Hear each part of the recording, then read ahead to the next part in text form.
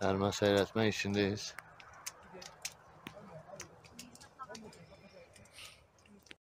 Elma seyretme işi.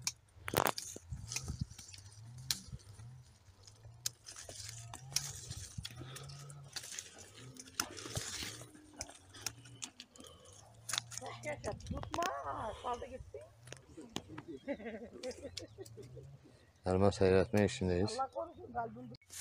Evet, öğle molası elma sekleme işi.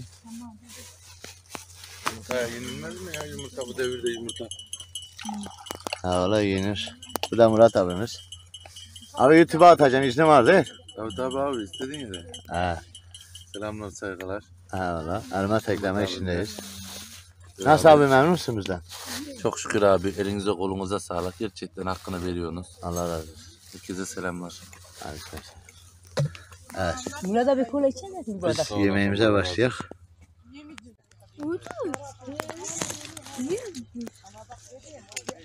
Eles manos no caen.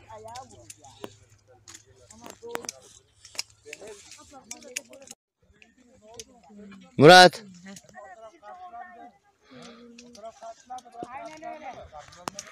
Bak ulan. Kamerayı. Merhabalar. Dilek, Onur. Biz yoku. Bir de ben. Bir elma. Elma teklemedeyiz. Bakın. Bir cumartesi çocuğa gelmiş çalışıyor. Ya seyretmek çıkmıyor çekiyor. Elma tekleme diye geldik, adam Şiir bahçede elma bırakmadı. Yolda sıkmış gibi yani. Diye hepsini sökün. ya bu hizmet var. Biz buna toplamaya geldim de yıkıyorum. Bu da iş koymuş kendine. Elma içmiş ne olur. Ama canım size gidiyor. Bir de bana doğru sıkıyor. Bir bu liderleri komple parçalayın gitsin. Yok hayır. Sadece bu sık diğerleri sık değil. Ha. Hı. Bir şey sıkma sıkma. Ne kadar? Gözleri kırmadan beyler. Ha böyle. Maksat ağacı yumuşatıyık. Sizde elma seyretme bilmeyen varsa öğrensin. Elma bence Sürükleri kameradayım direkt, ona diyor. elma toplama. Beni kes. Murat'la böyle. Murat'ım. Direkt Murat Onur aile boyu. BT'de şeteyi.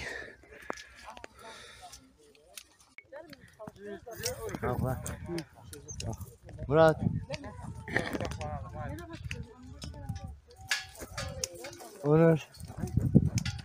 Onur seyretme yapayım erdencidir. Evet, bu da benim kırtlarız. Her türlü kırtlama işleri yapıyoruz.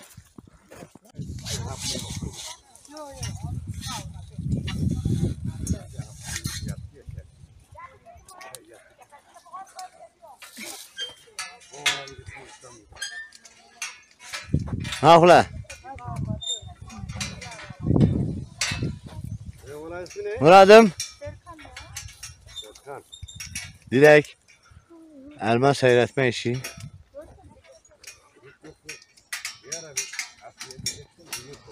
Karede ben de olmam lazım.